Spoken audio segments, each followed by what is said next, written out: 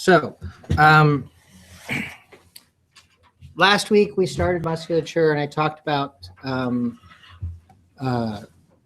how muscles contract at the cellular level, just the idea of the sarcomere and sliding filaments and that sort of thing. What we're going to do today is sort of continue on from that, and the focus is going to be more on how the muscles contract to do work. So the sliding filament thing that we covered last time sort of translates up to, let's see here, the big picture. And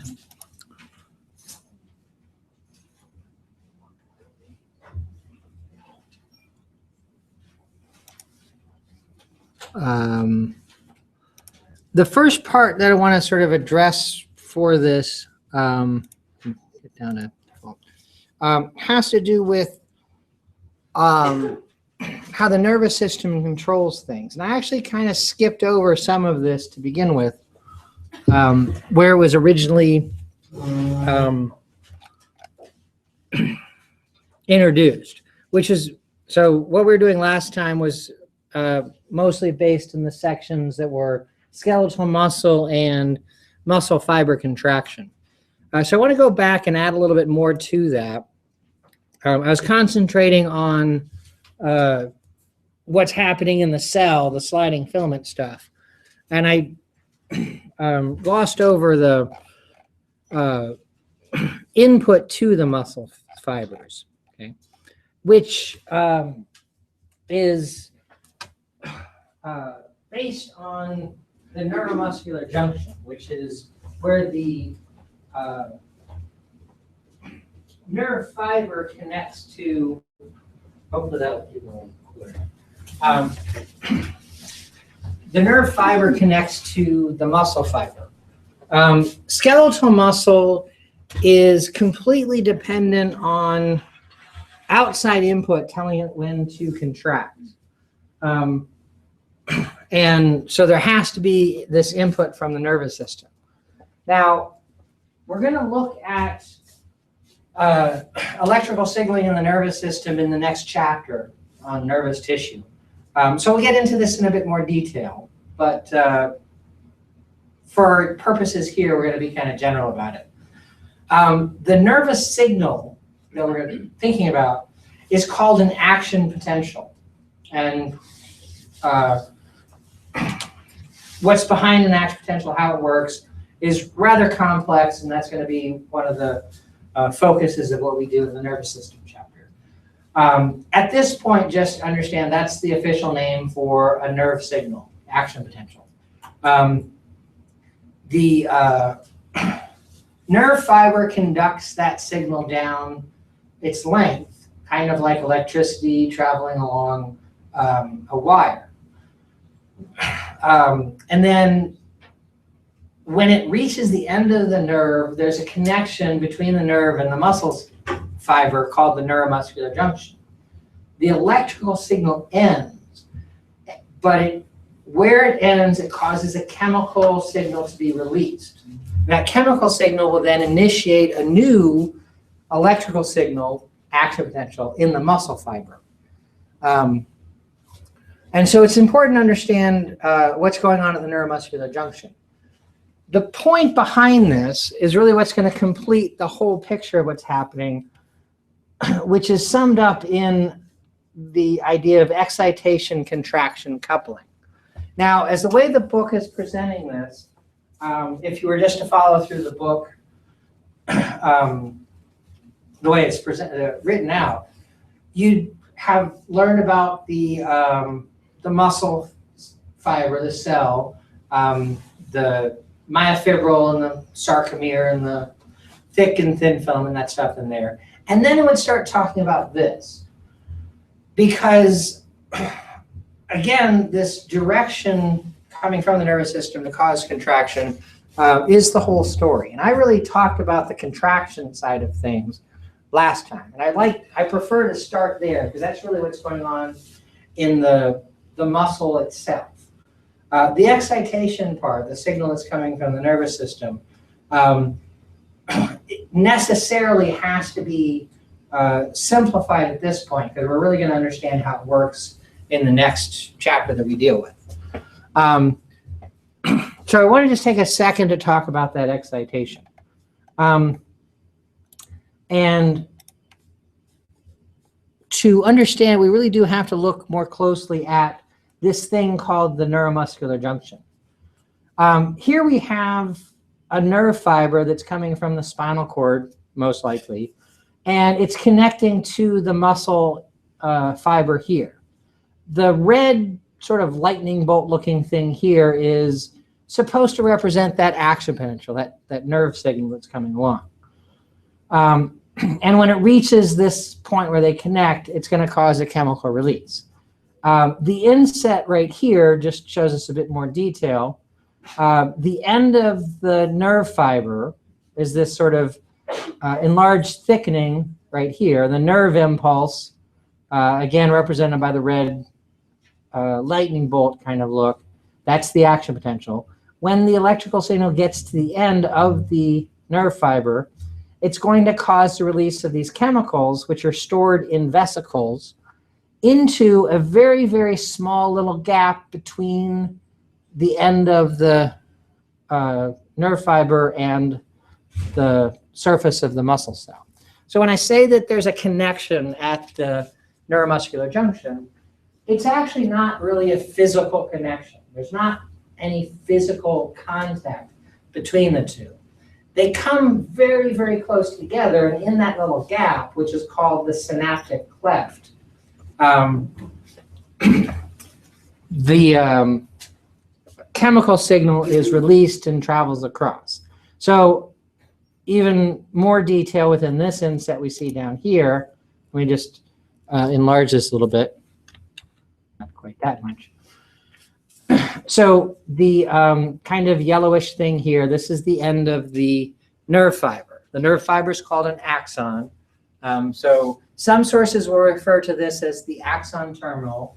Other sources, including the book, will refer to it as the synaptic end bulb, the little thickening at the end of the axon.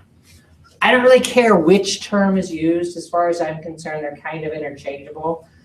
They are not actually interchangeable, but they're kind of talking about the same thing. Within vesicles in the synaptic end bulb are chemicals. The vesicle that contains those chemicals is called a synaptic vesicle, just because it's at the synapse. Okay. When the electrical signal arrives at the end of the nerve fiber here, it's going to cause channels to open, allowing calcium into the synaptic end bulb. And when calcium attaches to the outside surface of these vesicles, it causes them to merge into the cell membrane and release their contents into the synaptic cleft. That process of releasing their contents is called exocytosis, which is a very general term. Any vesicle that's releasing its contents to the outside of the cell, that's called exocytosis, meaning outside the cell. The chemical that's being released here, in a general sense, is called a neurotransmitter. The neurotransmitter that's specifically active in the neuromuscular junction is called acetylcholine, which is abbreviated ACH here. Now, let me just move over here. So at the neuromuscular junction, the nerve ending, or axon terminal,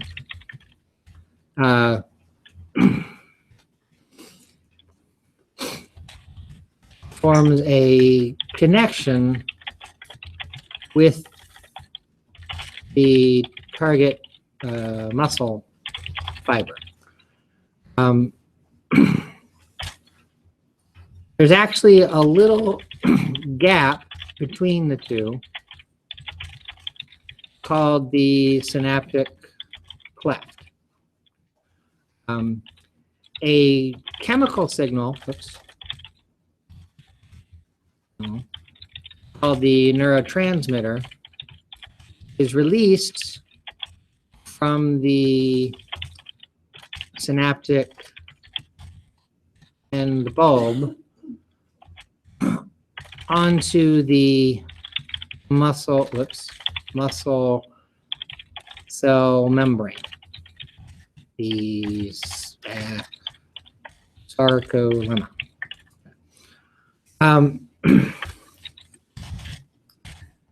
The specific neurotransmitter at the neuromuscular junction, NMJ, just abbreviation for that, is acetylcholine, which is abbreviated ACH. Capital A, capital C, lowercase h.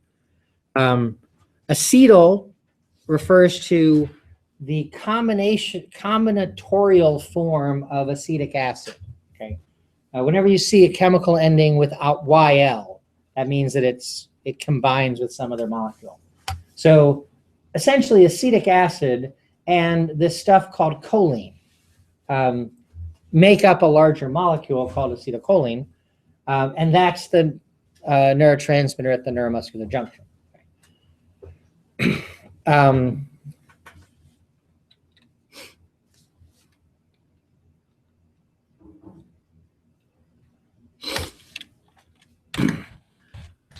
Acetylcholine diffuses across the synaptic cleft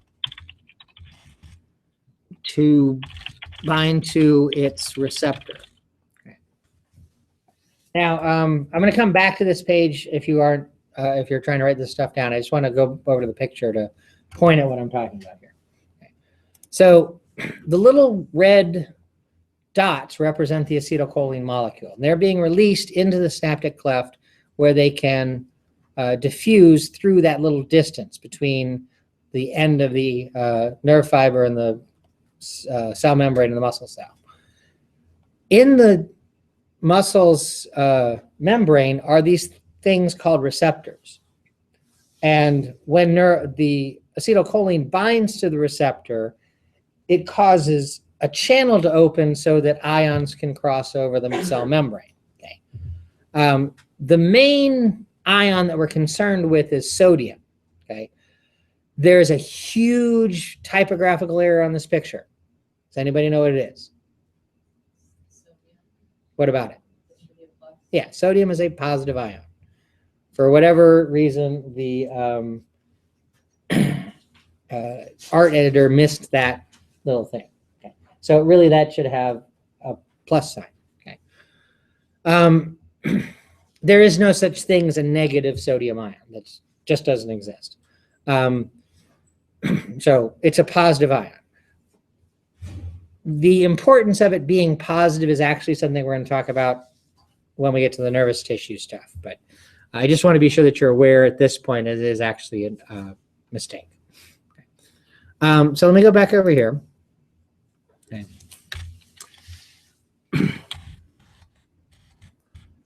The receptor is an ion channel that allows sodium ions to enter the muscle cell.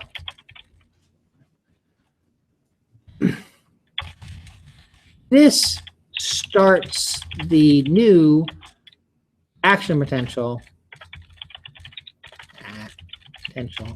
in the muscle fiber, the electrical signal in the muscle fiber. Okay. That's the excitation side of things. Okay. When we learn more about electrical signaling in the next chapter, we'll get into more detail here. But this is a good little summary of what's going on there. Okay. Now, an action potential, this electrical signal that we're talking about, spreads just like electricity can spread along a conductive medium. For the cell, it spreads along the cell membrane. In muscle cells, the cell membrane has a little extension, a little tube that goes down inside of the cell. And so the action potential actually, as it's spreading along the fiber, will go into these tubes to get deep inside the cell and interact with what's called the sarcoplasmic reticulum. Now, I can't recall now. Did I talk about the sarcoplasmic reticulum last time? Did it come up? Some people are saying yes, some people are saying no. What is the sarcoplasmic reticulum? It's where Go ahead. the calcium is stored. Yeah, it stores calcium inside the muscle cell. Okay. Now, these little tubes that come from the cell membrane go right next to the sarcoplasmic reticulum, and the action potential causes calcium ion channels to open up in the sarcoplasmic reticulum. And calcium is going to be released into the interior of the cell, the muscle cell. Now, when we're talking about contraction last time, I showed you that really nice video with the cross-bridge cycle, the one that I said was copyrighted, but it's okay that I'm showing it to you in class, that one. Okay. That included the calcium. The calcium is what binds to troponin so that troponin and tropomyosin move out of the way, and myosin can bind to actin, and then the myosin head goes through that cross-bridge cycle, and it makes the thin filament move across the thick filament.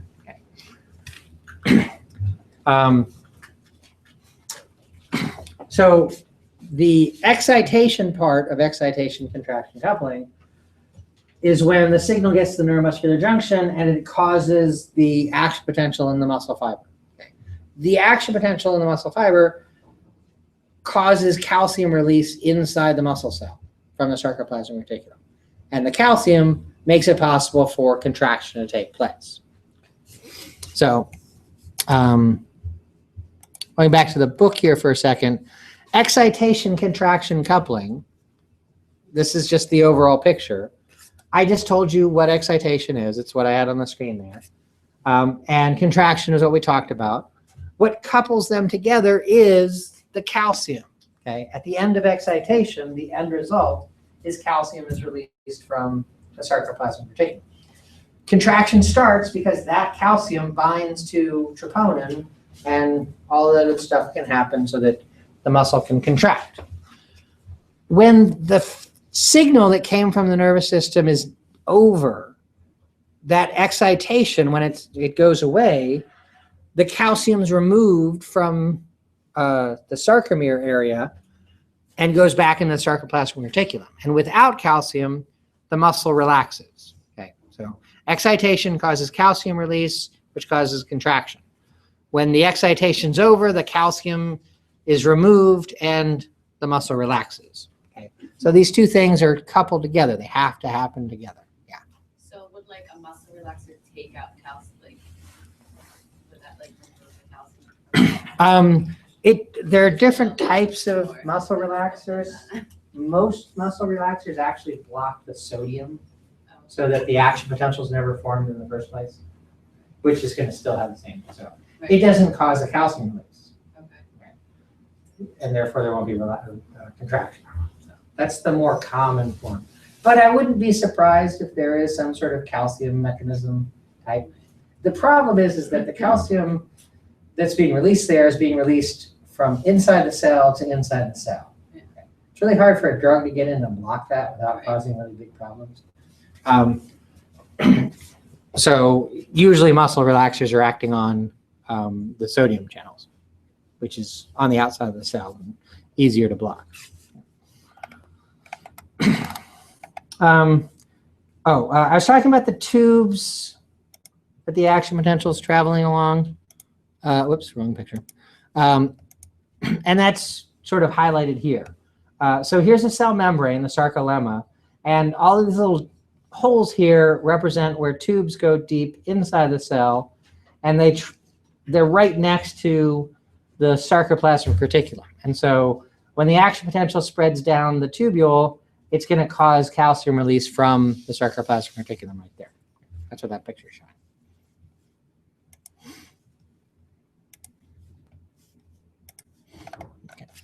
So in this section that's called skeletal muscle, it introduces the skeletal muscle, talks about the structure in the skeletal muscle fiber, and then gets to the excitation, contraction, coupling stuff. And then the next section sort of continues the story. I don't quite know why they picked that specific spot to break this into two pieces, but that's fine. This kind of summarizes what I just talked about a little bit. Okay? So here's the action potential coming from the nervous system, arriving at the neuromuscular junction.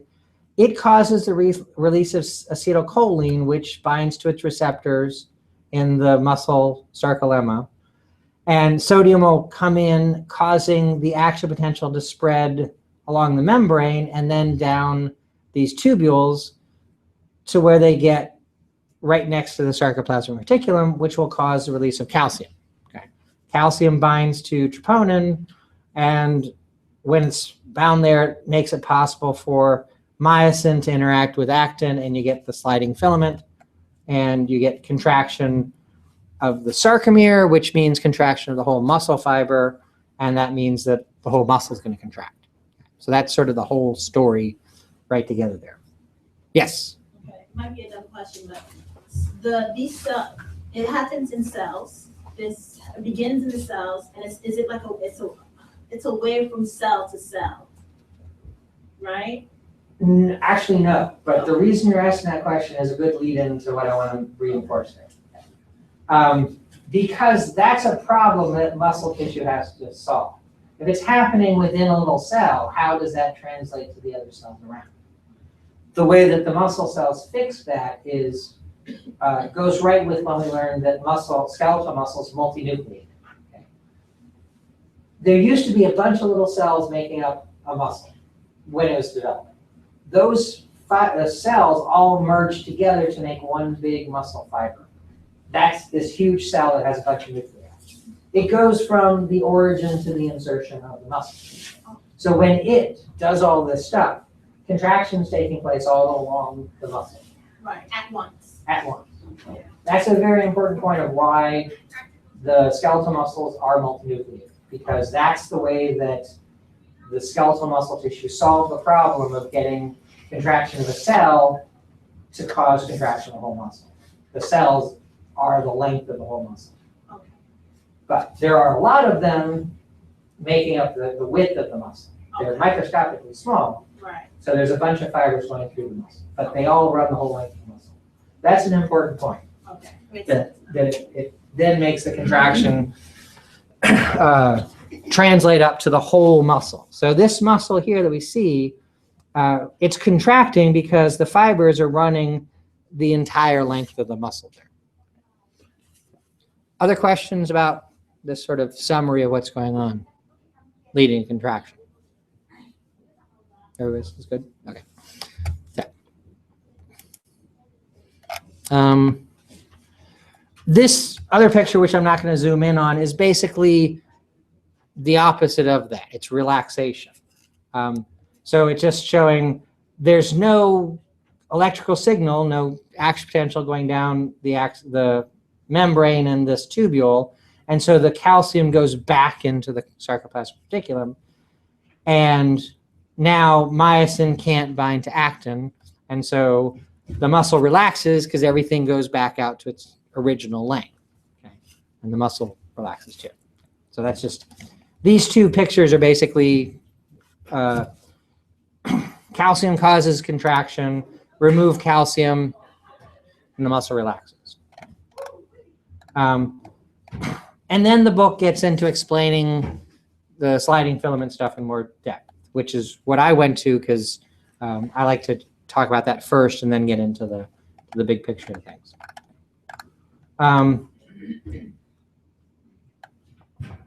Now, I'm going to come back to this part here a little later on because there's some other things I need to talk about before this really fits into what I want to talk about. But this is where energy is coming from and where the ATP is coming from. So we'll get to that. Okay. So this is actually the section I first pulled up when I was talking about, the nervous system controls muscle tension. Now it does that by causing the muscle to work around a joint, creating a lever kind of movement. Okay? So in the picture here, they have the elbow and the biceps brachii is attached across. And when it contracts, it lifts a weight. It flexes the elbow.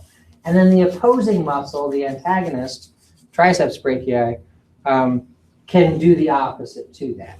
That's not what they're showing here. They're showing lifting something, and then when the muscle relaxes, things go down.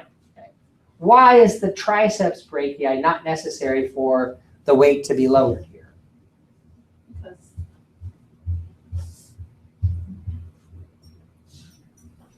But it should be really obvious. Like, you might be thinking, oh, that's too simple. It can't be the answer.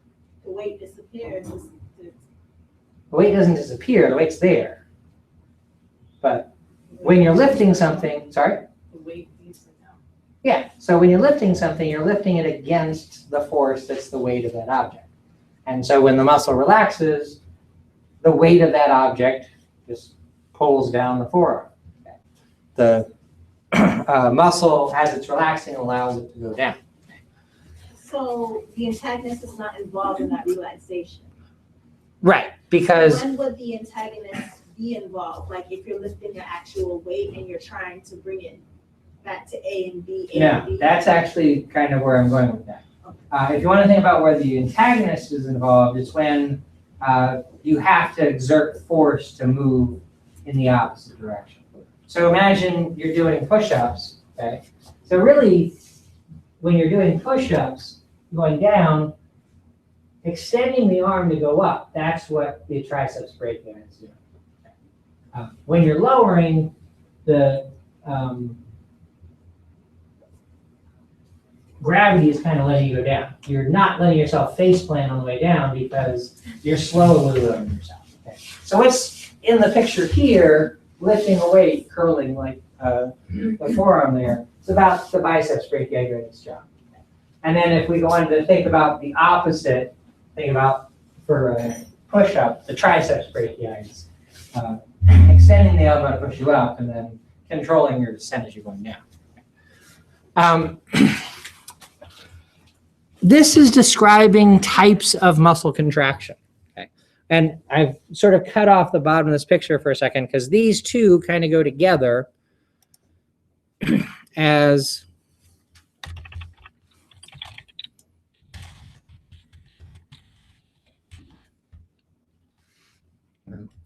under the heading of isotonic contractions. Okay?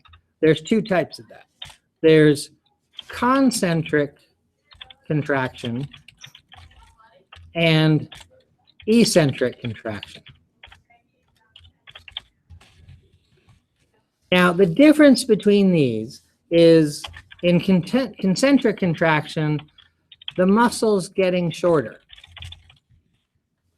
And in eccentric contraction, the muscle is getting longer.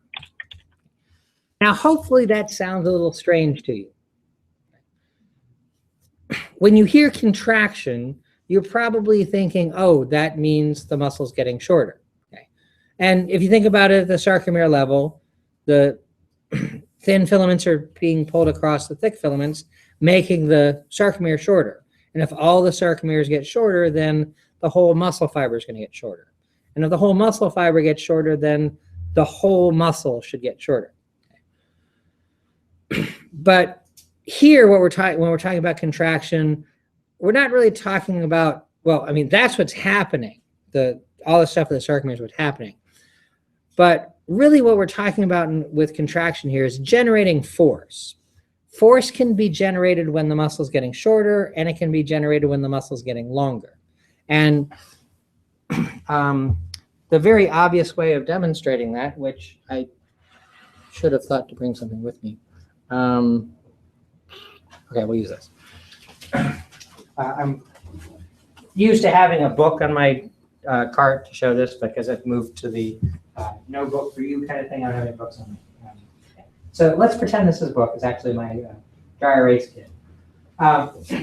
So if I want to lift this up off of the table, then concentric contraction is what's going on in the biceps brachii. The muscle's getting shorter, and I'm lifting the forearm. Okay. And then if I want to lower it, I can let gravity do its job and get that. Okay. But if everybody's awake and I don't need to drop something in class to wake everybody up, then I can slowly lower this to the tabletop. It's a little bit more impressive with a heavier book to really get the point across. But the controlled descent here, gravity is pulling this down, but I'm not letting it fall freely. I'm actually generating force to the biceps brachii to lower it, but the muscle's getting longer as I do that. And if we think about the triceps brachii with the push-up, let's see. As I'm lowering down, I'm flexing my elbow, which is not what the triceps brachii is supposed to do. So this muscle here is getting longer as I'm going down. But because it's flexing, because it's contracting during that movement, it's keeping me from just falling down. And I'm not going to make a big loud noise with my face. But that's concentric contraction of the triceps brachii. And then when I push back up, that's concentric contraction. Like I said, this is eccentric contraction of the triceps brachii when I'm going down, and then concentric contraction as I'm going up. So those are the two forms of isotonic. The word isotonic basically, what it directly translates to, I don't want to deal with, but in this context, isotonic basically means the muscle changes length, okay? And it can either get shorter or longer. Now, the part of this that I've cut off of the picture, the third thing here is another type of contraction, which is isometric contraction. If isotonic means muscles changing length, what do you think isometric means? Okay, that was a little too open-ended question. Muscles are linear. They can get longer, they can get shorter, or they cannot change. Okay, so isotonic means changing length, which means either getting longer or shorter. Isometric means that the muscle stays the same length. Whoops. And those of you that said something else, the various things I heard there, were perfectly fine responses, incorrect, but based on how I answered the question, how I asked the question, it was fine that you went there. But so in the picture, which is no longer on the board right now, what they're showing is the arm holding the book in place. Okay. The weight of the book is pulling down, so the muscle is lifting the book up just to hold it steady. Nothing's moving, the muscle's not changing length at all, but it is generating force, an equal and opposite force to the weight of the book. That's isometric contraction. And I could do the same thing with the push-ups thing. If I were to hold position in the push-up in the middle, that would be isometric contraction there. Okay. The word isometric actually translates pretty directly to muscle stays the same length. Iso means same. And metric, whoops, that was weird. And metric, as in measurement, means length. Okay, so isometric really does mean same length.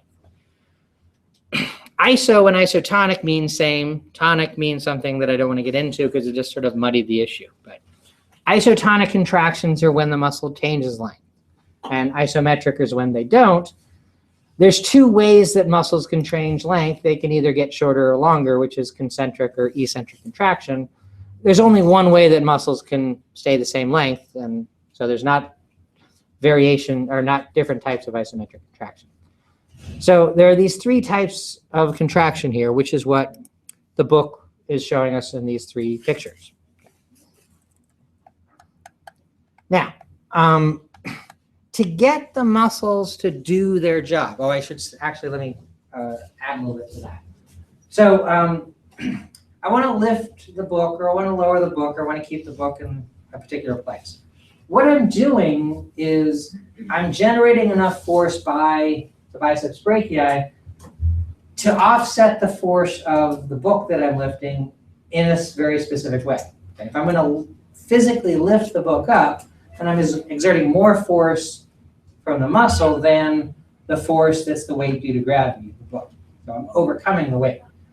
If I'm letting it lower, I'm exerting force, but not equal to the weight of the book. So the book's going to continue down. I'm just going to control its descent. And if I'm going to hold the book in a steady position, then the force I'm generating is exactly the same as the force that's the weight due to gravity. Okay? So I can control how my muscle contracts, how much force I can generate to do the exact work I want to. And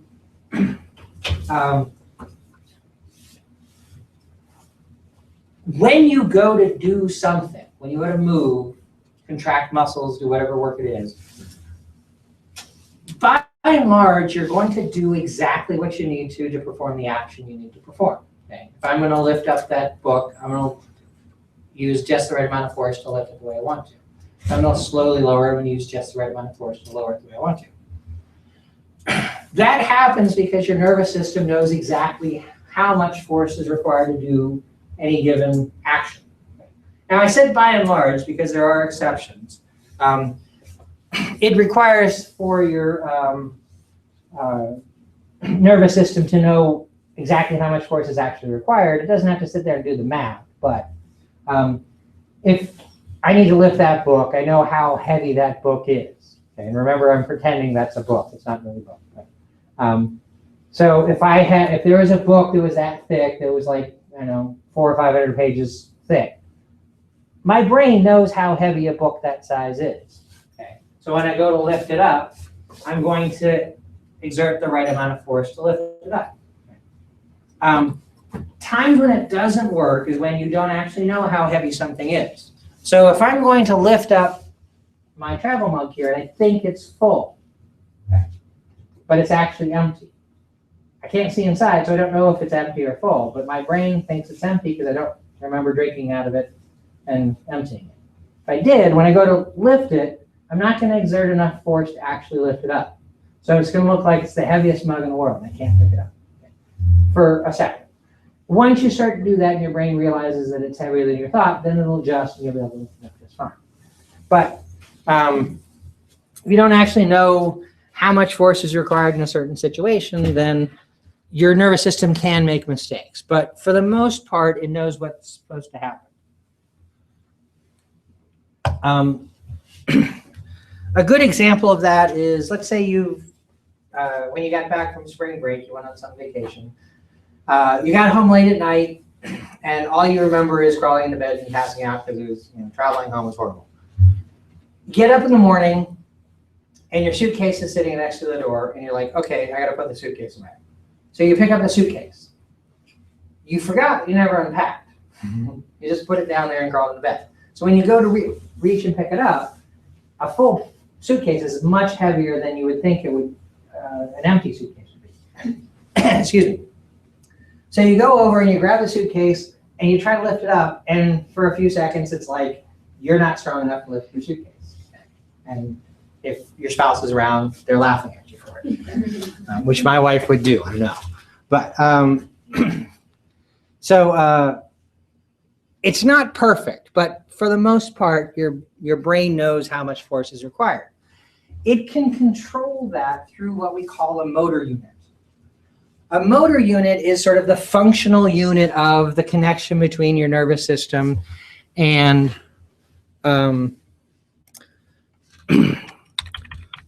your muscles, your skeletal muscles. A motor unit is one neuron, one nerve cell, and all of the muscle fibers it controls. Now, how many muscle fibers any particular neuron controls depends on the particular motor unit. They can range in size to be one neuron controlling 10 fibers or somewhere in that neighborhood to one neuron controlling 1,000 or more fibers. Okay? It depends on the particular muscle, how big the motor units are, but there's a lot of variation in their size. Your brain basically has your neuromuscular system mapped out based on these motor units.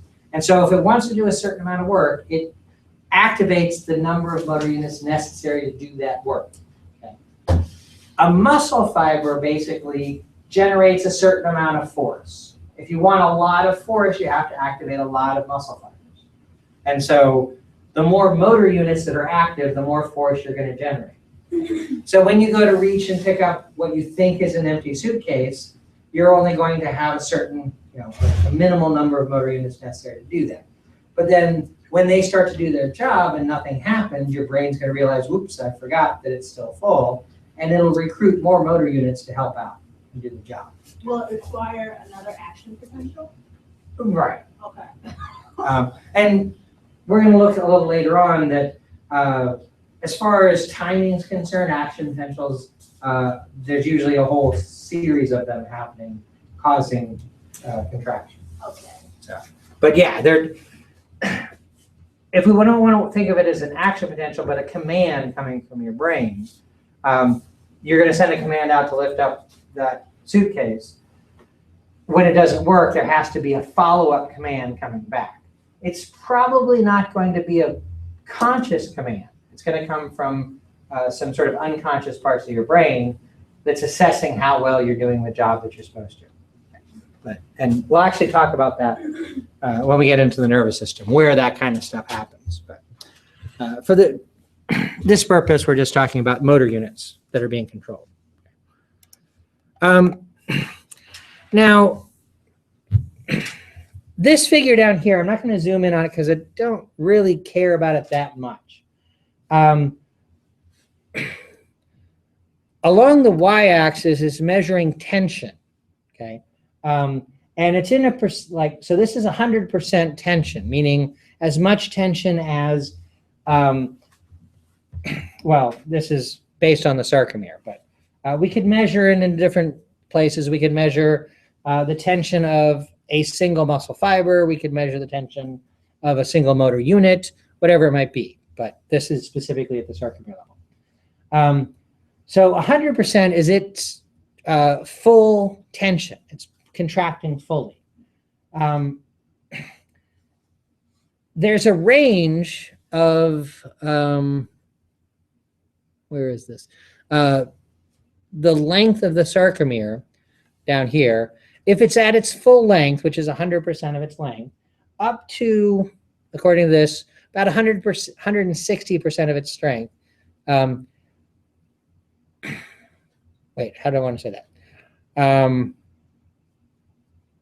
No, sorry, I'm getting ahead of myself. So here's 100% of the sarcomere length, and that corresponds to maximal tension.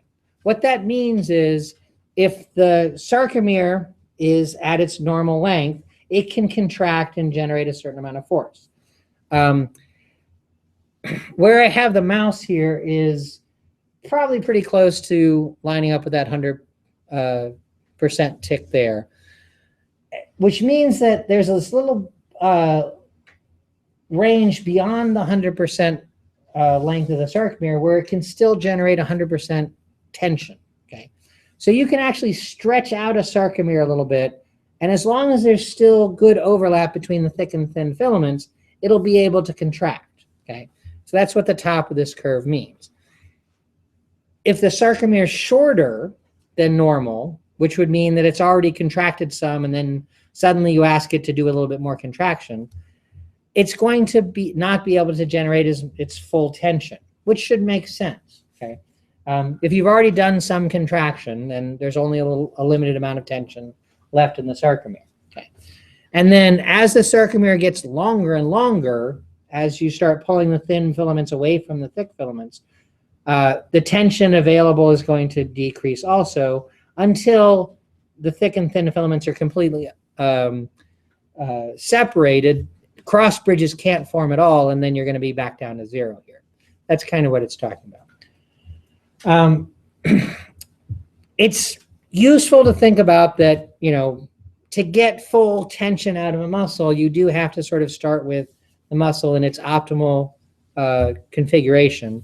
It can stretch out a little bit and still get tension out of it, but if you stretch it too far, you'll lose that its ability to create tension, or if it's already partially contracted, you're not going to get full tension out of it either. Okay. It's basically what this is talking about.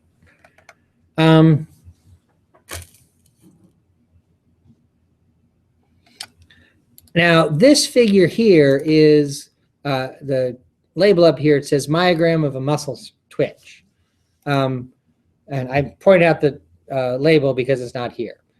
This is showing us the tension that we can measure in a muscle fiber based on a single stimulus, meaning a single action potential. After that action potential, which we're setting at time 0, we can measure the change in tension in that muscle fiber over a length of time. And this is running out to about 100 milliseconds, a tenth of a second. Based on what we're measuring tension-wise, we can separate the muscle twitch up into 3 different periods. Now, when I'm talking about a muscle twitch, I'm specifically saying the tension generated by a single action potential. When you hear muscle twitch, you probably think of, you know, this kind of thing. That's not the same thing. That's a tick. Okay, it's a sustained contraction, usually that's not being controlled properly. But with a single stimulus, when we start to measure tension in the muscle fiber, it's not going to start showing any signs of tension for a little while out. 3, 4, 5, 6 milliseconds, somewhere in there. Okay, and I say somewhere in there, different sources sort of put it at different time points, but usually it's around 4 milliseconds. Okay. That's what we call the latent period, which means between time 0 when the stimulus shows up and 4 milliseconds later, it doesn't look like the muscle's doing anything. Okay. And then suddenly we start to see an increase in tension. Once we go into that increase in tension, that's the contraction period. So we see a buildup in tension up to a certain point. Okay. Now, this is not necessarily maximal contraction for this muscle fiber. It's just how much contraction we can expect to see based on a single action potential. Okay. It'll hit a peak, and then it'll start going back down. And as tension's decreasing back towards 0, that's what we call the relaxation period. Okay. Now, what's happening here is simply we're looking at the events in the excitation-contraction coupling story. So at the beginning, the stimulus shows up. That's the beginning of excitation. Okay. Between the neurotransmitter being released and it's binding to its receptor and sodium ions entering, and the muscle action potential spreading along the sarcolemma down the tubules to where the calcium channels are, that takes a few milliseconds to occur. So that's what's happening in this little latent period, is everything leading up to contraction. And then as soon as calcium is released, calcium binds to troponin, and we start to see sliding filament action. Okay. And as long as calcium is being released from the sarcoplasmic reticulum, we're going to see an increase in tension up to the peak. At this point, which is about, let's call that 27 milliseconds out by this thing, that's how long the calcium is available. And then it starts to be taken back up. It stops being released, starts to move back into the sarcoplasmic reticulum. That takes a little while. So it's not going to immediately drop down to no tension whatsoever. There's going to be a gradual decline. Okay. We're still measuring tension. There's still some myosin head somewhere forming cross bridges with actin somewhere. There's still some calcium available, so that's still possible. When the calcium's completely gone, no cross bridges can form anymore, and we get absolutely no tension. Okay. So for a single stimulus, according to this twitch we can see tension generated over the first 20 some odd milliseconds, and there'll still be tension available for a little while after that. But again, this is looking at less than 100 milliseconds worth of time, a tenth of a second. You cannot consciously perceive small bits of time like this. Now, this figure is a little bit more accurate than most figures that I see in textbooks like this. The shape of the curve, this kind of asymmetrical, it goes up quickly and then it slowly falls off. That's more realistic to the way that calcium moves in and out of the sarcoplasmic reticulum. Most books will have a twitch where the contractile or contraction period and the relaxation period are mirror images of each other, which is not exactly how it works. But so if contraction takes place over about 20 milliseconds and relaxation takes place over about 20 milliseconds, if this was another book, then the twitch would only be 50 milliseconds long. Okay? That's too short of a period of time for us to consciously recognize. And 100 milliseconds is a little hard to really pick out. If this happened actually in somebody's muscle, if you happened to be looking at the muscle and saw the contraction based on a single action potential, you'd probably not quite be sure if you saw something because it would happen so quickly. For things to happen long enough for us to actually understand, there's going to be a whole series of stimuli, a lot of action potentials occurring together. This is just looking at what happens with a single action potential.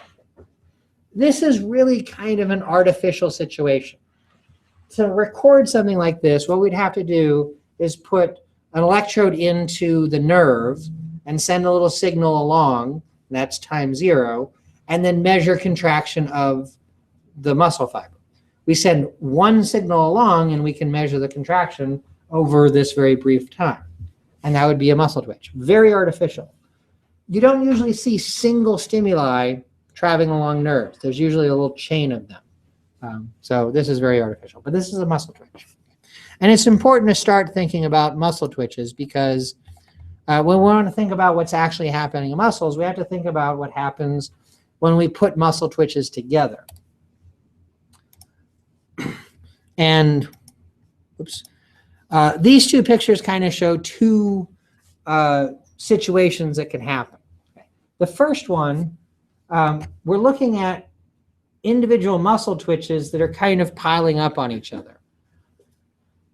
So at time 0, there's a stimulus, and we get the muscle twitch, which is basically the picture we were just looking at.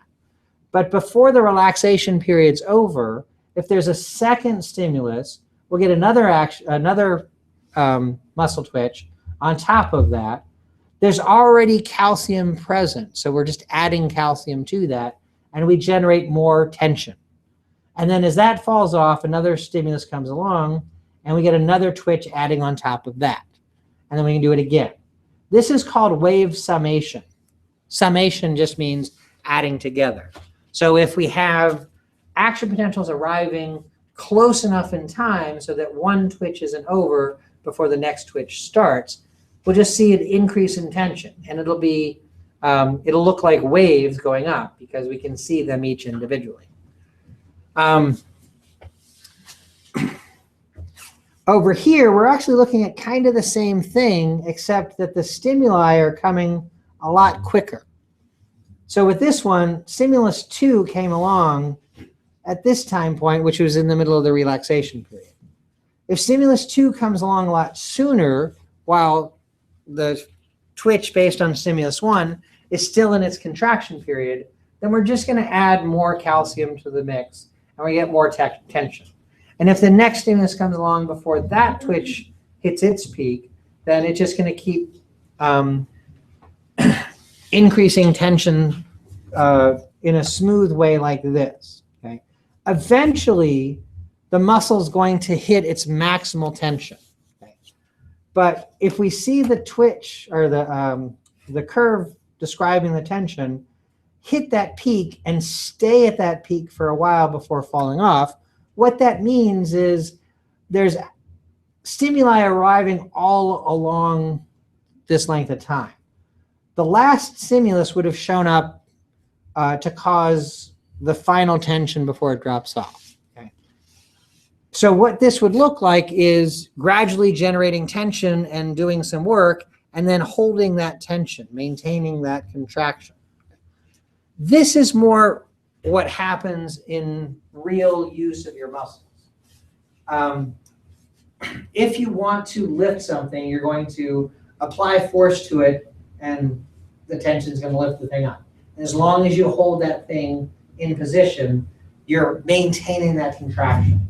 Your nervous system is sending signals along the nerve the entire time. It's sort of saying, keep it up, keep it up, keep it up, keep it up, keep it up. And you're going to maintain that tension until the signal is taken away. And so the relaxation that we see at the end of this, where the curve falls off, that's because the nervous system has said, okay, that's enough. And you stop. Now, the time frame here isn't laid out, and exactly how long this might be depends on how long the stimulus is maintained. But it falls off somewhat gradually, but it's not going to be like, if this is, let's call it 20 twitches to get to full tension, it's not going to take 20 times as long for it to relax as a single muscle twitch. It doesn't fall off that slowly. It's going to fall off pretty quickly because all of that calcium is going to be pumped back into the sarcoplasmic reticulum at once. Okay, but this is a more realistic depiction of what's happening there. Okay. Now, this is labeled tetanus. What does the word tetanus mean to you? So there's an infection of some sort. Tetanus shot. Like Right. when you So you get a tetanus shot. Why do you get a tetanus shot? rust or So you're exposed to some rusty metal. You step on a rusty nail.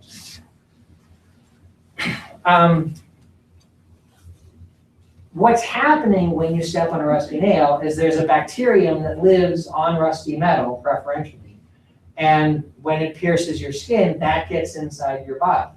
And it's going to then release a toxin which mimics the excitation part of causing muscle contraction. It basically causes muscles to contract and stay in the contracted state. They can't relax. Okay? The bacterium that does that, I can't remember its genus name offhand, but its species name is tetani. So it's S. tetani or B. tetani or whatever. I can't remember its full name. And I don't really care. If you're interested, you can look it up. But the name tetani, which is sort of a Latinized version of the word tetanus, or a different form of speech, whatever, is because tetanus means contraction. Okay? And so what we're talking about here, tetanus means sustained contraction. Now, my background is actually in neuroscience, and so tetanus to me means sustained action potentials. But effectively, it means the same thing. A chain of action potentials, what I would call a tetanus as a neuroscientist, is going to cause sustained contraction in a muscle fiber. Okay. It's just neuroscientists have decided to use a slightly different definition because they use it in different situations. But it's based on the disease state that's caused, it's similar to the disease state that's caused by that bacterium. So that's why you recognize that name. But really it means contraction. And the disease causes the muscles to kind of lock into contraction. And one form of that is what's called lockjaw, which is the masseter muscle specifically is locked into that, so your jaw can't open. But it's just acting as if there's a signal that's telling it to stay in its contracted state. That's why it's called a tetanus. And that would be the infection? So, no, what we're just looking at is the nervous system telling the muscle to contract. And tetanus means sustained contraction. I started by talking about the infection because that's usually where people are familiar with that word. The disease that comes from that lockjaw or something like that is a chemically induced contraction of the muscle. Okay. The normal state is when it's caused by the nervous system and it's reversible. In the disease, it sort of locks on, and you have to get rid of the disease for the muscles to unlock. Okay.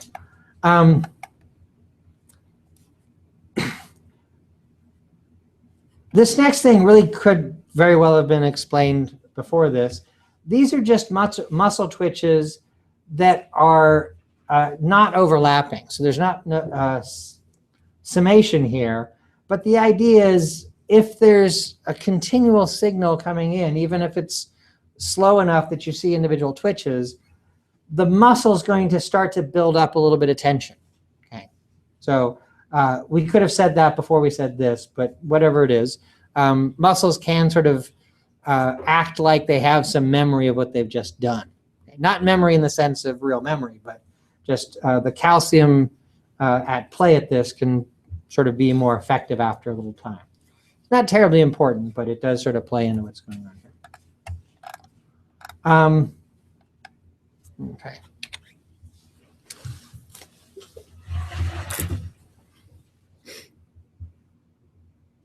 Oh, I'm there already. Great. Yeah, good. Now, the next thing to talk about is types of muscle fibers. Oh, actually, before I do that, I got to go back to, where was that? I think it was here. Talk about the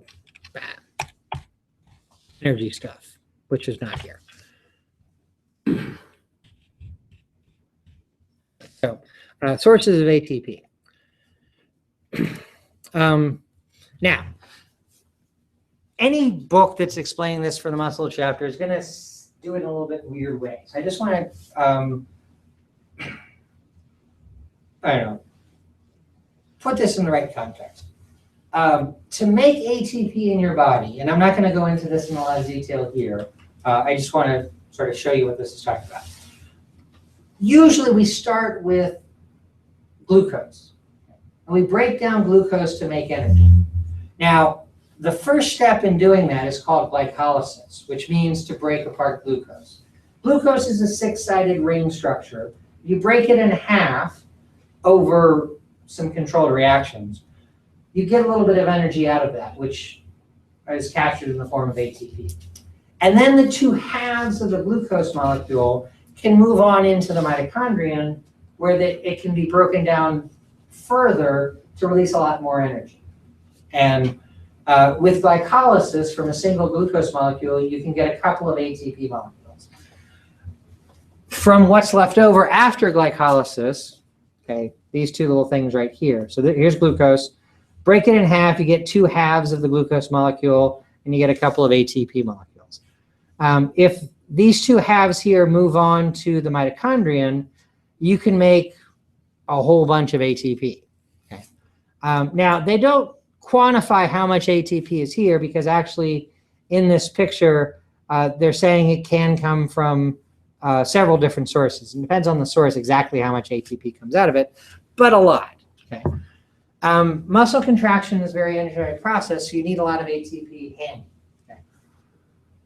Okay. Muscles can do that by just taking glucose and breaking it in half and getting a little bit of quick energy out of it. It's quick. It does not require oxygen, but it only makes a little bit of ATP. If the remnants of glycolysis are sent to the mitochondrion, we can make a lot of ATP. It takes a bit of time to do that. It requires oxygen. If there's no oxygen available, you can't make ATP in the mitochondria. I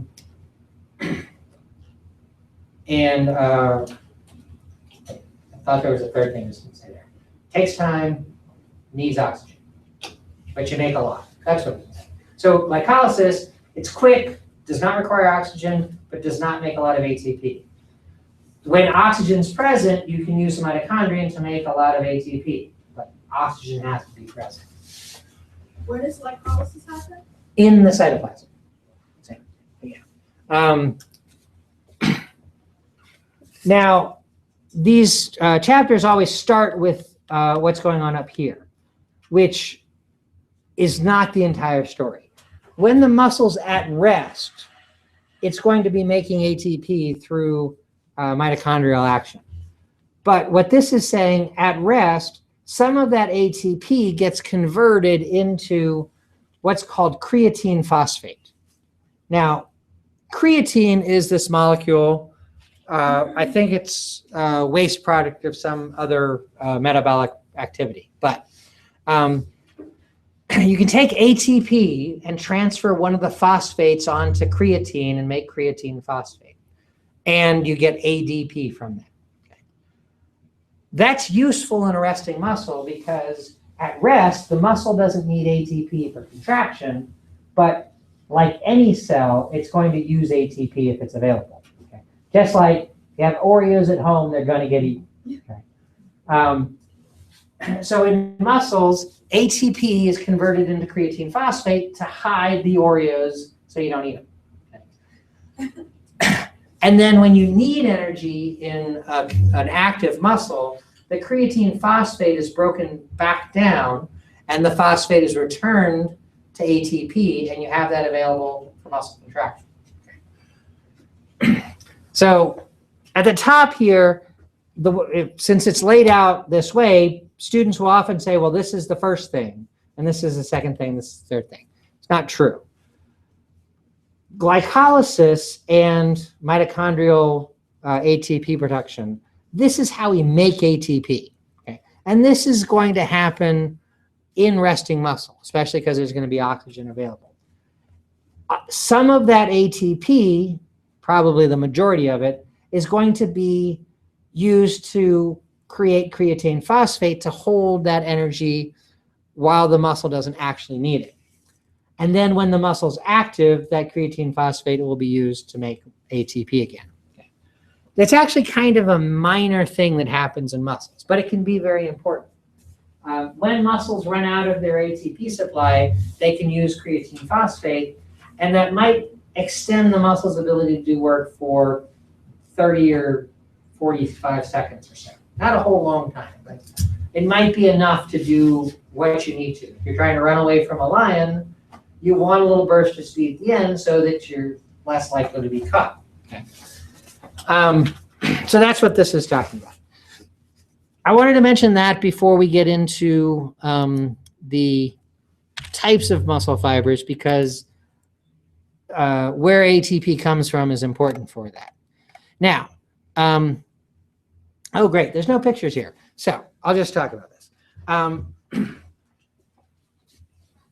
Ooh, actually I do have a picture I can show you. So I usually teach A&P, or I primarily teach A&P 1 in the fall. Okay? You guys are weird because you're taking it in the spring. So usually at this point in the semester, when I'm talking about muscle fiber types, it's mid-November. Okay? What are you likely to be doing in the next week or two if it's mid-November? Most years, hopefully not. This past year, yeah. But, yeah, it's going to be Thanksgiving soon. Yeah, you're going to be eating. What do you eat at Thanksgiving? Most people eat turkey. Which type of turkey do you like?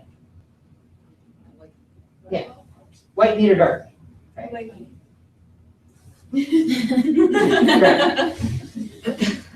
There are 3 types of muscle fibers. There are slow fibers.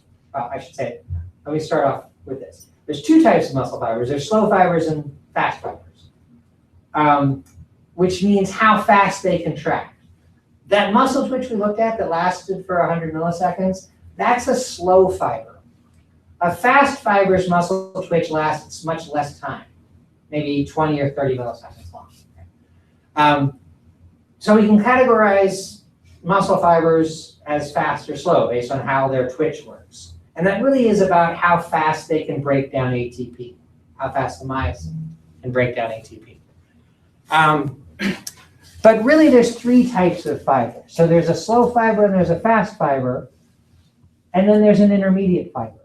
Now the slow fiber is more accurately called a slow oxidative fiber, and the fast fiber is more accurately called the fast glycolytic fiber. What that means is the slow fiber uses oxygen-based mitochondria metabolism to make lots of ATP. Fast fibers only use glycolysis. They don't need or use oxygen or mitochondria. Intermediate fibers can do either. Now, intermediate fibers are also sometimes called fast oxidative glycolytic fibers, which sounds kind of confusing. They are fast twitch fibers, but they can use oxygen sometimes to make ATP.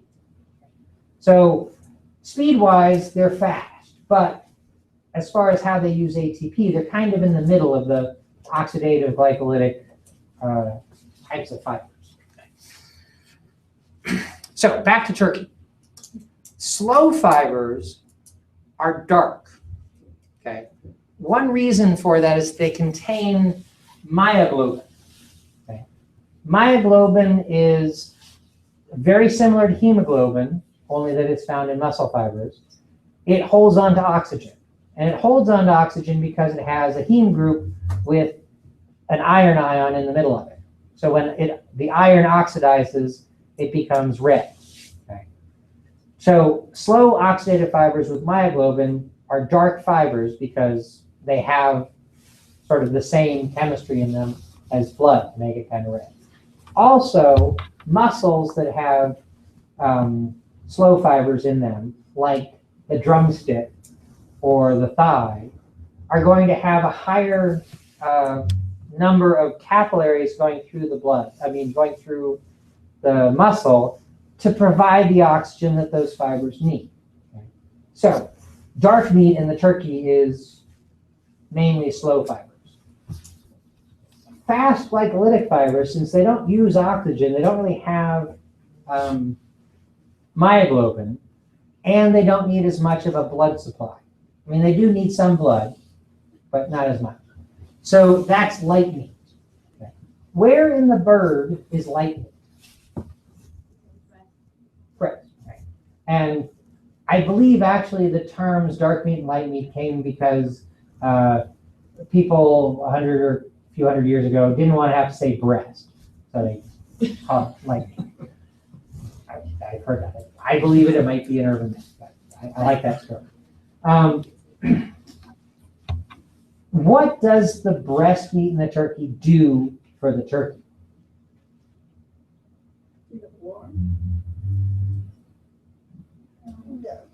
Not very well. Sure, it's tissue, it's insulating, but what muscle is that? The heart. No. The heart's the heart. Yeah, I know. It's been removed from the turkey before you get it in the store. Or it's actually some little bag. The giblets. But what is that chest muscle in the turkey? Anybody know what it's called? Pectoral. Yeah, it's the pectoralis major. Okay. It's this muscle right here that attaches to our anterior arm, and when it contracts, we move our arm like that. Okay. If I were a turkey and I moved my arm like that, what would I be doing? Flying. Okay. That's what the breast muscle does. Now, if you're a butterball turkey, do you fly? Not really. Okay. But even wild turkeys probably don't fly that much. Okay. Now, if you'd asked me this last semester or any time before, I would say, no, wild turkeys probably don't fly either. But I had a little experience of the winter. We have wild turkeys in our neighborhood. But apparently one wild turkey discovered our bird feeder. And so every morning we go out and there'd be a wild turkey on the porch eating from the bird feeder. And then we'd have to go, buy another 18-pound bag of bird feed to refill after the turkey got it. But if we spooked the turkey, which after a few experiences, it kind of got used to us and didn't fly off. But when it first did, it would take off, and it was rather pretty impressive. And it would fly out of our backyard and over the trees and the surrounding woods. So I now know that wild turkeys do, in fact, fly a lot more than butterball turkeys do. But they don't fly very far. So he just took off so he'd get over into the woods and hide back there and he landed. It's not like a goose. He doesn't fly, south for the winter or something like that.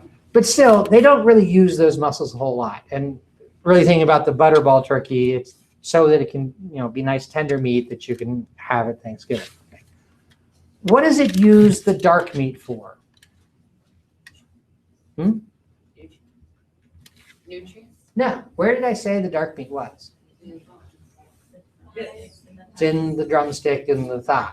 Okay. So what is the turkey using those muscles for? Running, standing, that kind of thing. Okay. Slow fibers are more important for posture. Okay.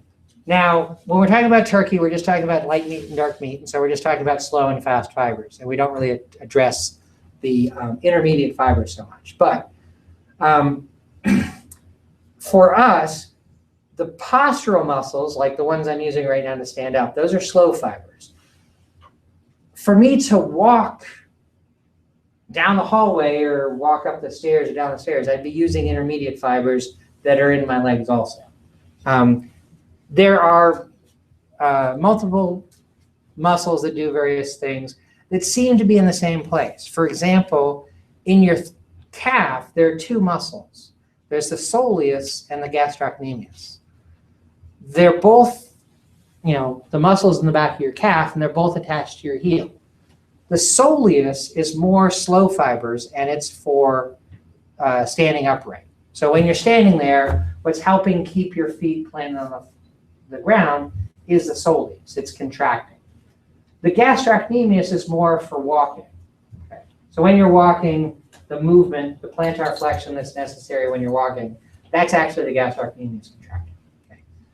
You can tire the gastrocnemius out walking, especially if you're walking up the stairs, but the soleus will be able to maintain contraction. So like if you walk up the stairs, hopefully you don't pass out at the top and fall down. You should be able to still maintain standing because you have slow fibers in some muscles and intermediate fibers in other muscles that sort of play different roles there.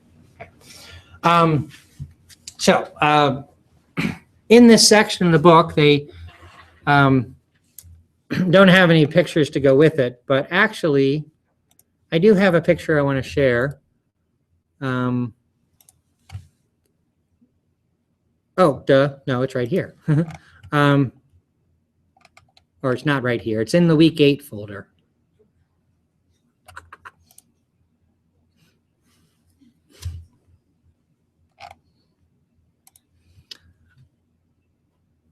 I don't recall if I pointed this out to you or if I just found it on Monday, but in the week 8 folder, there's this link here that says muscle tissue. Did I show you that last time? No, okay. I think I forgot it was in there when I had you guys, and then Monday in my other A&P1 class, it occurred to me. This is pictures of muscle fibers that I took with this microscope up here from the slide boxes that we have here. And so let me go to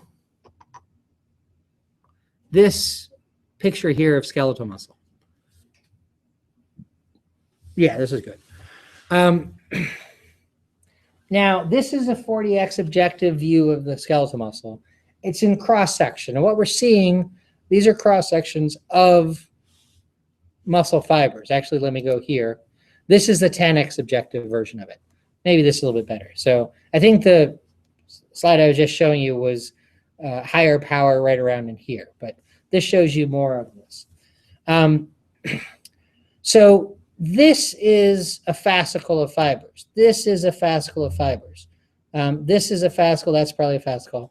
And so all of the little things within the fascicle, those are cross-sections of individual muscle fibers. They don't stain exactly the same. Some of them are a little darker. Some of them are a little lighter. This is just a basic cell stain, so I'm not exactly sure what's staining how. I'm not sure which type is staining darker and lighter. It doesn't necessarily match the light and dark fibers we were just talking about. But we can see variation in these fibers. And it doesn't really matter. I might have this backwards, but let's pretend The dark ones are the slow fibers. The lightest ones are the fast fibers, and then anything kind of in between is an intermediate fiber. Okay, let me go back to this picture here. Okay, so this would probably be a real dark fiber. This is a nice dark fiber. This is a pretty light fiber. This is a light fiber, and these might be intermediate fibers in here. Okay. It's not stained with that purpose, but we can see some variation in the fibers. I'm not positive what's staining, so I'm not sure which type of fiber is actually dark and light, but the idea here is that there is some variation here. Okay.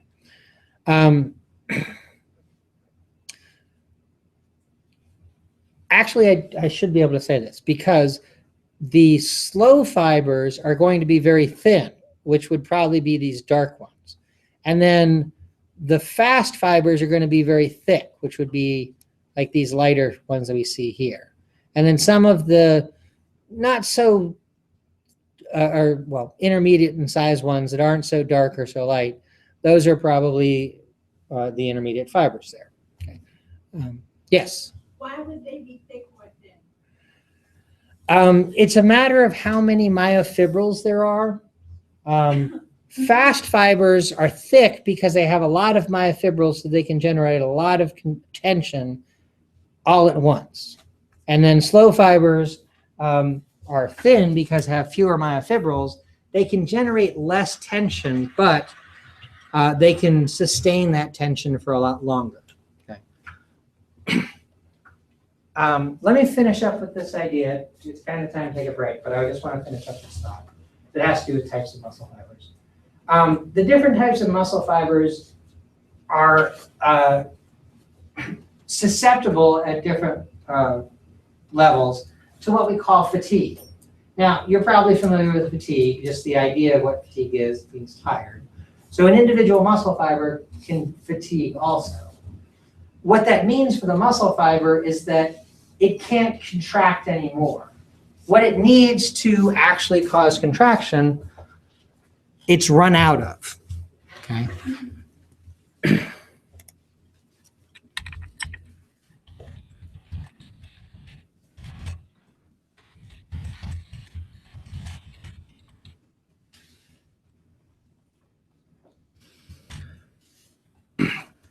What does a muscle fiber need to contract?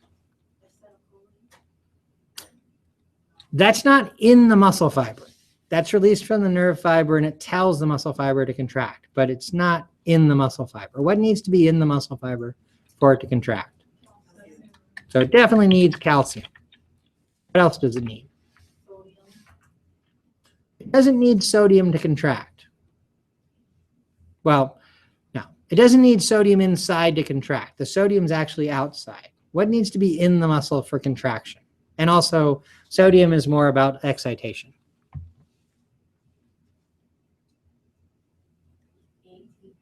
Yeah, it's an energetic process, so it needs ATP. Now, the other things it needs are really kind of extensions of needing ATP.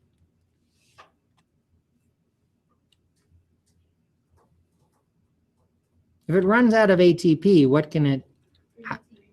So it can use creatine phosphate temporarily. What else can?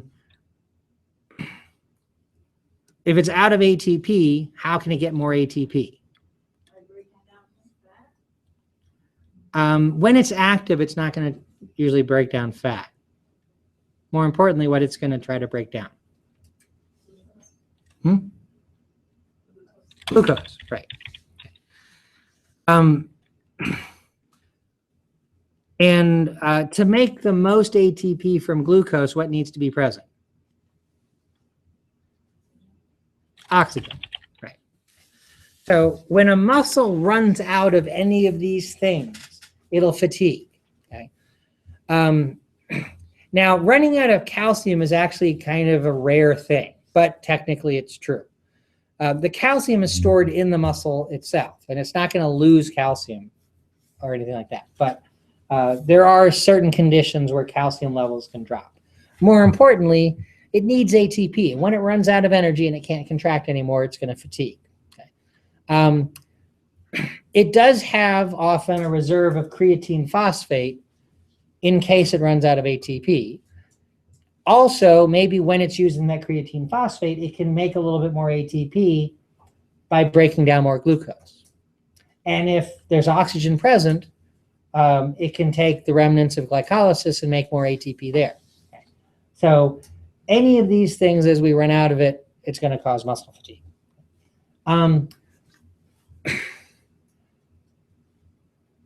I try to walk up the stairs to my office every morning. I used to do it religiously. I didn't use the elevators in this building for like 3 years. But then I got lazy one year and started taking the elevator again. And so I'm trying to get back into the habit of doing that. I'm doing pretty good. I definitely take the stairs in every morning. Sometimes, especially on Tuesday or Wednesday when I'm teaching a night class, like I'm too tired, I'm going to take the elevator to go get dinner or something like that. But I try to take the stairs as much as I can. Obviously, my office is on the 5th floor. Okay. I know what floor I'm on based on how tired my legs are. Well, I don't necessarily know whether I'm on 2nd or 3rd floor because I don't usually tire out until I'm starting to approach the 4th floor. But when I'm starting to get tired, I know I'm going to the 4th floor. And when I'm really tired and it's like I can't take another step, I know I'm at the 5th floor. Okay. My proudest day, which was back when I was completely sworn off of elevators, one day I was climbing the stairs to go to my office and I got off the stairwell and I was on the 6th floor. I was like, I had no idea I'd gone that far.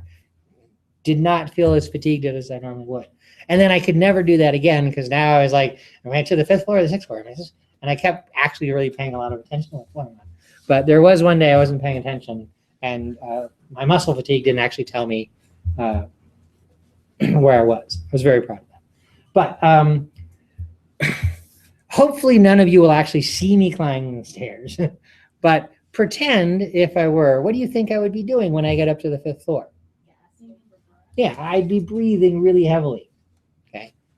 Because I want oxygen to help make more ATP, okay?